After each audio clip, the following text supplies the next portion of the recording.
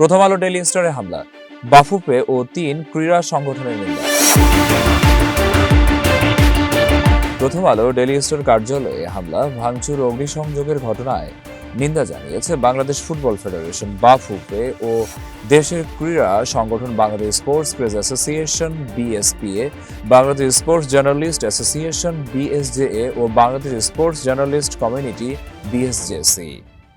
আজ শুক্রবার বাফুফের মিডিয়া বিভাগ থেকে পাঠানো বিবৃতিতে বলা হয়েছে, দেশের ক্রীড়া উন্নয়নে প্রথম আলো ও ডেইলি স্টার গুরুত্বপূর্ণ ভূমিকা রেখে চলেছে এবং জাতীয় ও আন্তর্জাতিক পর্যায়ে আমাদের ফুটবলারদের প্রচার তারা নিরলসভাবে কাজ করছে। আমরা এ ধরনের সহিংসতা ও হামলার তীব্র নিন্দা জানাই।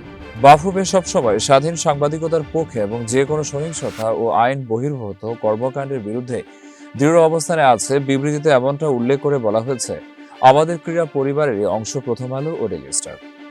এই সংকটময় সময়ে আমাদের সহ পরিবারের সদস্যদের উচিত তাদের পাশে দাঁড়ানো।